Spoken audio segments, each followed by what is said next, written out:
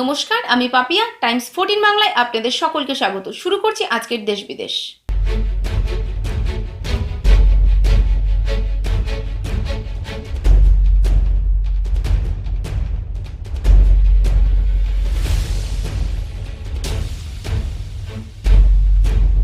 চীনা কারখানায় আগুন লাগতেই গুলি মায়ানমার সেনার, মৃত অন্তত ৩৯। মায়ানমারের সাইনথায়া শহরে চীনের অর্থে চলা বেশ কয়েকটি কারখানায় রবিবার আগুন লাগেছে। এরপরই অন্তত ২২ জন সেনা অভ্যুত্থান প্রতিবাদকারীকে হত্যা করেছে সেদেশের সেনাবাহিনী।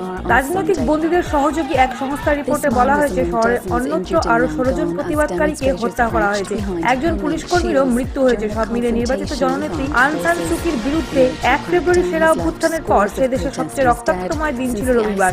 কারখানায় আগুন লাগার ঘটনা নিয়ে বিবৃতি দেওয়া হয়েছে সেদেশের চীনা দূতাবাসের তরফে। সেই বিবৃতিতে জানানো হয়েছে, অজ্ঞাত পরিচয় কিছু দুষ্কৃতী সাইনথায়ার কাপড়ের কারখানায় আগুন লাগিয়ে দেয়, যার জেরে বেশ কিছু চীনা কর্মী আটকে পড়েন সেখানে। তাই মায়ানমারের কাছে অনুরোধ, সেখানে থাকা চীনা কর্মী এবং সম্পত্তি যেন রক্ষা করা হয়। যদিও এতজনের মৃত্যুর বিষয়টি উল্লেখ করা হয়নি চীনা দূতাবাসের বিবৃতিতে, কিন্তু চীনা দূতাবাসের ফেসবুক পেজে এই বক্তব্যের বিরুদ্ধে ক্ষোভে ফেটে পড়েছে মায়ানমারের সাধারণ মানুষ। প্রসঙ্গত, চীনকে মায়ানমারের এই সেনা অভ্যুত্থানের সমর্থক হিসাবেই ধরা হয়। সেদেশের সেনা পরিচালিত সংবাদ মাধ্যম জানিয়েছে, 4টি কাপড়ের কারখানা এবং একটি সার তৈরি কারখানায় আগুন লাগার পর প্রায় ২০০০ মানুষ দমকল যেতে বাধা দেন। এরপরই নিরাপত্তা রক্ষীরা পদক্ষেপ করতে বাধ্য হন। Bureau report, Times 14 Bangla.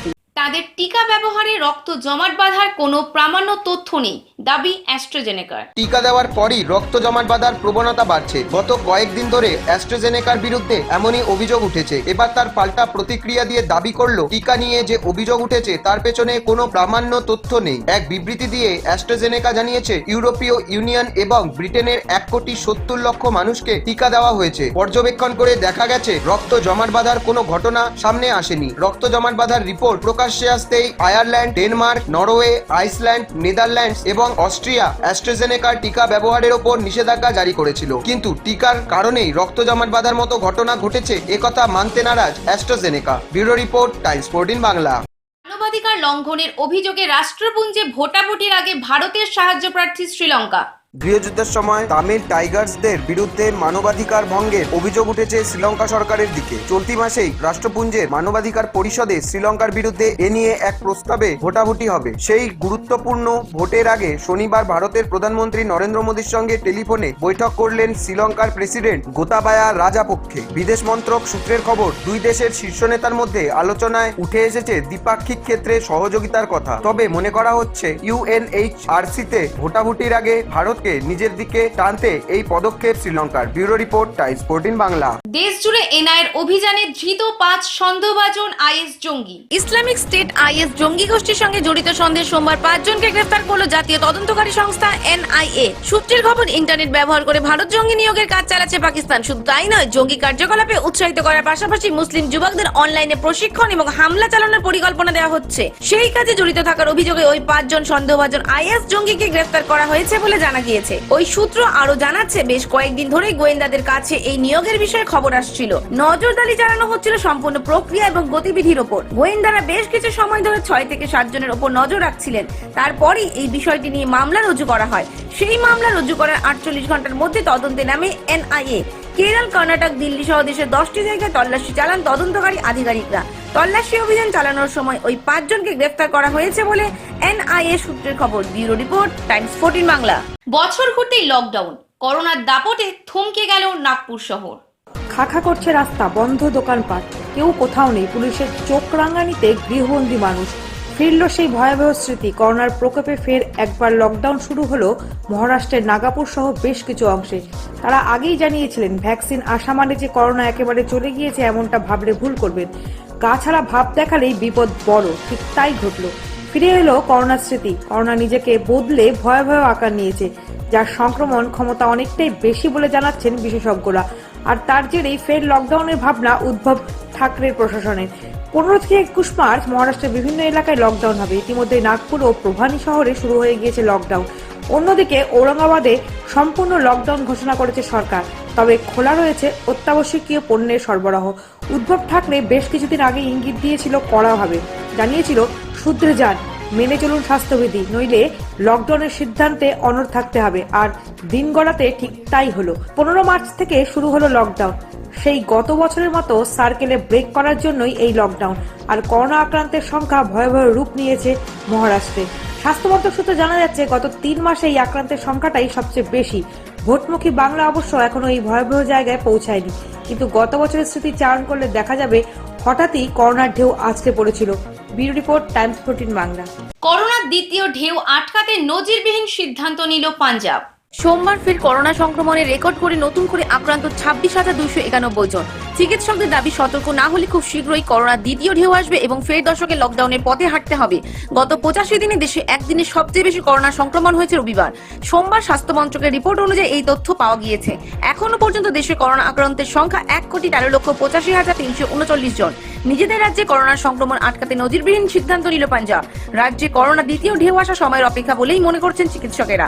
এই পরিস্থিতিতে রবিবার অমৃতসরের জেলা প্রশাসন সিদ্ধান্ত নিয়েছে, কোনো অনুষ্ঠানে যেখানে বহু মানুষের সমাগম সেখানে কোভিড নেগেটিভ রিপোর্ট দেখাতে হবে অথবা নেওয়া থাকতে হবে করোনার ভ্যাকসিন। অমৃতসরের ডেপুটি কমিশনার গুরপ্রীত সিং খাইডা রবিবার বলেছেন, যে কোনো ধরনের সামাজিক, ধর্মীয়, খেলা বা বিনোদন, সাংস্কৃতিক অনুষ্ঠানে যোগ দেওয়ার জন্য প্রতিটি ব্যক্তিকে 72 ঘন্টার মধ্যে করোনার নেগেটিভ রিপোর্ট বা ভ্যাকসিন দেওয়া হয়েছে সেই সার্টিফিকেট দেখাতে হবে। Bureau report, Times 14 Bangla. দেশ জুড়ে 2 দিনের ব্যাংক ধর্মঘট। The United Forum of bank union, যার ছত্রছায়ায় রয়েছে 9টি ব্যাংক ইউনিয়ন, যারা 2 দিনের ব্যাংক বন্ধের ডাক দিয়েছে। 15 ও 16 মার্চ চলবে বন্ধ। ব্যাংক বেসরকারীকরণের বিরুদ্ধে এবং বিলগ্নীকরণের সিদ্ধান্তের প্রতিবাদে এই ধর্মঘট চলছে। এবারের বাজেটে কেন্দ্রীয় অর্থমন্ত্রী নির্মলা সীতারামন 2টি রাষ্ট্রায়ত্ত ব্যাংক বিলগ্নীকরণের প্রস্তাব দেন। এই সিদ্ধান্তের প্রতিবাদ জানিয়ে 15 ও 16 মার্চ ব্যাংক ধর্মঘটে ডাক দিয়েছে 9টি ব্যাংক ইউনিয়নের সংগঠন United Forum of Bank Unions. শনি ও রবিবার নিয়ম মেনে ব্যাংক বন্ধ ছিল। এবার আজ সোমবার ও মঙ্গলবার ব্যাংক ধর্মঘটে টানা 4 দিন বন্ধ থাকছে ব্যাংক। কেন্দ্রীয় সরকার ব্যাংক বিলগ্নীকরণের মাধ্যমে 1.75 লক্ষ কোটি টাকা তুলতে চাইছে। সেই লক্ষ্যে আইডিবিআই ব্যাংকের বদলে 2টি রাষ্ট্রায়ত্ত ব্যাংক বিলগ্নীকরণের প্রস্তাব দিয়েছেন অর্থমন্ত্রী। Bureau report, Times 14 Bangla. Ticket না পেয়ে মাথা মুড়িয়ে দল ছাড়লেন কেরলের কংগ্রেস নেত্রী। নির্বাচনের টিকিট না পেলে কি আর মান থাকে? টিকিটের আশাতেই কি জনসেবার এত হিড়িক? যাই হোক, টিকিট না পেয়ে দল ছাড়লেন কংগ্রেস নেত্রী লতিকা সুভাষ। মহিলা কংগ্রেসের সভাপতি পদে ছিলেন তিনি। সেই পদ থেকে ইস্তফা তো দিলেনই, সঙ্গে মাথাও মুড়িয়ে নিলেন। জানালেন দলের বিরুদ্ধে এটাই তার প্রতিবাদ। আসন্ন বিধানসভা নির্বাচনে তার টিকিট পাওয়ার কথা ছিল, কিন্তু কংগ্রেস তার আশায় জল ঢেলে দিয়েছে। তাই প্রার্থী তালিকা ঘোষণা হতেই ক্ষোভে ফেটে পড়েন তিনি। দল ছাড়ার ঘোষণা করেন। লতিকার দাবি, এতদিন পর্যন্ত কংগ্রেসের হয়ে রাস্তায় নেমে লড়াই করা মহিলাদের সঙ্গে বঞ্চনা করছে দল। প্রার্থী তালিকায় মহিলাদের একেবারেই প্রাধান্য দেওয়া হয়নি। কেরলের এত্তুমানুর থেকে প্রার্থী হতে চেয়েছিলেন লতিকা, কিন্তু কংগ্রেস থেকে তাকে টিকিট দেয়নি। প্রসঙ্গত 2018 সালে কেরলের মহিলা কংগ্রেসের সভাপতি হিসেবে দায়িত্ব পেয়েছিলেন লতিকা। রাহুল গান্ধী নিজে তার নাম ঘোষণা করেছিলেন। এমন নেত্রীকে কেন প্রার্থী করলো না কংগ্রেস? সদুত্তর নেই পার্টির অনেক নেতার কাছে। লতিকা অবশ্য বলছেন, গোষ্ঠীদ্বন্দ্বের শিকার হয়েছেন তিনি। Bureau report, Times 14 Bangla. নীতি আলাদা, তবুও তামিলনাড়ুতে জোট বিজেপির। বিজেপির সঙ্গে সংঘাত কম নেই। দিন 2 আগেই মুখ্যমন্ত্রী পালানিস্বামী নিজেই বলেছেন, আমাদের দুটো দলের নীতি আলাদা, কিন্তু ভোটের স্বার্থেই বিজেপির সঙ্গে জোট করছে এডিএমকে। আর সেই কথা বলার পর রবিবার এনডিএ জোটের কথা ঘোষণা করে তামিলনাড়ুতে 20টি আসনের প্রার্থী ঘোষণা করল বিজেপি। রবিবার বিজেপি সদর দপ্তর থেকে দলের সর্বভারতীয় সাধারণ সম্পাদক অরুণ সিং বলেন, তামিলনাড়ুতে আমরা এডিএমকে সঙ্গে জোট করেই লড়ছি। দলের তরফে 20টি আসনে প্রার্থী দেওয়া হয়েছে। সেখানে রাজ্যের সব প্রান্তের প্রতিনিধিরা রয়েছেন। রাজ্য সভাপতি এল মুরগান লড়বেন ধারাপুরাম থেকে। দলের বর্ষিয়ান নেতা এইচ রাজা প্রার্থী হচ্ছেন কারাইকুড়ি থেকে। যদিও ভোটের আগের বিভিন্ন জনমত সমীক্ষা বলছে 2021-এর তামিলনাড়ু বিধানসভা নির্বাচনে পালাবদল আসন্ন। যদিও ক্ষমতা ধরে রাখবে এডিএমকে বিজেপি জোট, এমনটাই দাবি শাসক শিবিরের। তবে বিজেপিকে সঙ্গী করে রাখা যে শুধুই ভোটের স্বার্থে, তা স্পষ্ট করে দিয়েছেন Palaniswami. Bureau report, Times 14 Bangla. বঙ্গজয় এক ঝাঁক সাংসদকে বিজেপির টিকিট, প্রশ্নের মুখে পদ্ম শিবির। প্রথম 2 দফার প্রার্থী তালিকা ঘোষণা হয়েছে বেশ কিছুদিন আগে। তাতে চমকের থেকে বেশি দলীয় সাংগঠনিক নেতাদের গুরুত্ব দেওয়া হয়েছিল। তারপর থেকে জেলায় জেলায় বিজেপি কর্মীদের প্রশ্ন ছিল পরবর্তী তালিকা কবে। অবশেষে রবিবার দুপুরে বাংলার 3য় ও 4র্থ দফা ভোটের জন্য 63 আসনে প্রার্থী তালিকা ঘোষণা করলেন দলের সর্বভারতীয় সাধারণ সম্পাদক অরুণ সিং। আর তাতেই দেখা গেল, বাবুল সুপ্রিয়, স্বপন দাশগুপ্ত, লকেট চট্টোপাধ্যায়দের মতো সাংসদদের প্রার্থী করল দল। বাবুল সুপ্রিয়কে দাঁড় করানো হলো হেভিওয়েট টালিগঞ্জ কেন্দ্র থেকে। অপরদিকে লকেট চট্টোপাধ্যায়কে নিজের সংসদীয় এলাকার অন্তর্গত চুচুড়া থেকে প্রার্থী করা হলো। আর রাজ্যসভার সাংসদ স্বপন দাশগুপ্তকে করা হয়েছে হুগলিরই তারকেশ্বর থেকে প্রার্থী। আর নিশীথ প্রামাণিককে দাঁড় করানো হলো দিনহাটা থেকে। এতজন সাংসদকে কেন প্রার্থী করা হলো তা নিয়ে অবশ্য প্রশ্ন উঠতে শুরু করেছে। রাজনৈতিক মহলের একাংশের মতে প্রতিটা কেন্দ্রে এখনো সম্ভাবনাময় মুখ খুঁজে পায়নি গেরুয়া শিবির, তাই সাংসদদেরই প্রার্থী করা বঙ্গজয়ের মরিয়ার চেষ্টা করা হচ্ছে, যদিও সেই যুক্তি মানতে চাননি বিজেপি নেতাদের কেউই। Bureau report, Times 14 Bangla. CAA বাতিল চেয়ে বিজেপির অস্বস্তি বাড়ালো এডিএমকে। একে 234টি আসনের মধ্যে বিধানসভায় জোটের বড় শরিক এডিএমকে ছেড়েছে মাত্র 20টি আসন। তার উপর নির্বাচনী ইস্তাহার প্রকাশ করে বিজেপির অস্বস্তি আরো বাড়িয়ে দিল এডিএমকে। সিএএ বাতিলের দাবি তুলে নরেন্দ্র মোদী, অমিত শাহকে চাপে ফেলে দিল তারা। সেই প্রসঙ্গে শিক্ষাকে যৌথ তালিকা থেকে সরিয়ে রাজ্য তালিকায় আনার দাবিও তুলল দক্ষিণের দলটি। রবিবার এডিএমকের ইস্তাহারে এই দুটি বিষয় প্রকাশিত হতেই চাপে পদ্ম শিবির, যদিও এ নিয়ে প্রতিক্রিয়া জানায়নি তারা। এদিন বেশিরভাগ আসনেই প্রার্থী ঘোষণা করেছে বিজেপি। দলের রাজ্য সভাপতি এল মুরগানকে প্রার্থী করা হয়েছে। কংগ্রেস ছেড়ে যোগ দেওয়া অভিনেত্রী খুশবু সুন্দরকেও চেন্নাইয়ের 1000 লাইস আসনে প্রার্থী করা হয়েছে। মহিলা মোর্চার নেত্রী ভবানী শ্রীনিবাসনকে দক্ষিণ কোয়েম্বাটুরে অভিনেতা রাজনৈতিক কমল হাসানের বিরুদ্ধে টিকা দিয়েছে দল। Bureau report, Times 14 Bangla. বিজয়নের বিরুদ্ধে প্রার্থীর প্রস্তাব ফেরালেন দেবরাজন।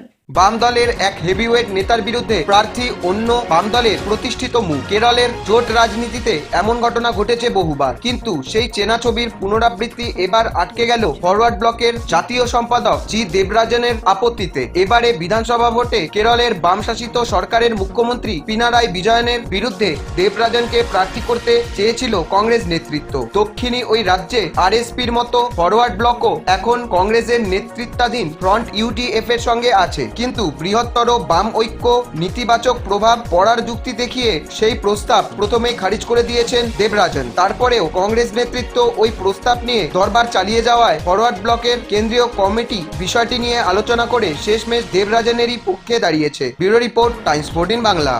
অন্ধ্রপ্রদেশে জয়ের ধারা অব্যাহত রাখলো জগমোহন রেড্ডির দল।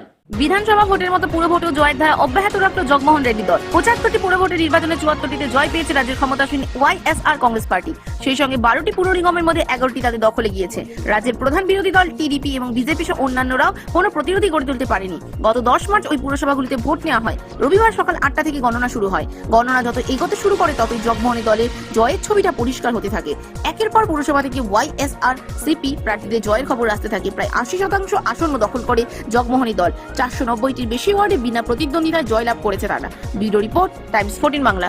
শ্রীলঙ্কা থেকে আসা তামিল শরণার্থীদের নাগরিকত্ব দেওয়ার দাবি স্ট্যালিনের। সংশোধিত নাগরিকত্ব আইনের বিরুদ্ধে লড়াই চালিয়ে যাবে ডিএমকে। ভোটমুখী তামিলনাড়ুতে রবিবার এই হুঁশিয়ারি দিয়েছেন দলের সুপ্রিমো এম.কে. স্ট্যালিন। শনিবারই বিধানসভা নির্বাচনের জন্য ইস্তেহার প্রকাশ করেছে দল। এদিন তাতে আরো কিছু বিষয় সংযোজন করা হয়েছে। এরপর স্ট্যালিন বলেন, আমরা প্রথম থেকেই নাগরিকত্ব আইনের বিরুদ্ধে সরব। তামিলনাড়ুতে এই ইস্যুতে প্রচারও চালিয়েছি আমরা। পাশাপাশি শ্রীলঙ্কা থেকে আসা তামিল শরণার্থীদের নাগরিকত্ব দেওয়ার দাবি তুলেছেন তিনি। এর মধ্যেই ডিএমকেতে ভাঙন অব্যাহত। রবিবার দলের আরো এক বিধায়ক বিজেপিতে যোগ দিয়েছেন। তার নাম পি সারাভানান। তিনি তিরুপ্পারান কেন্দ্রের বিধায়ক। গেরুয়া শিবিরে যোগ দিয়ে দলীয় নেতৃত্বের বিরুদ্ধে একরাশ ক্ষোভ উগরে দিয়েছেন তিনি। এই নিয়ে ভোটমুখী তামিলনাড়ুতে দুজন ডিএমকে বিধায়ক বিজেপিতে যোগ দিলেন। Bureau report, Times 14 Bangla. আজকের দেশ বিদেশ এই পর্যন্তই। দেখতে থাকুন টাইমস 14 বাংলা। নমস্কার।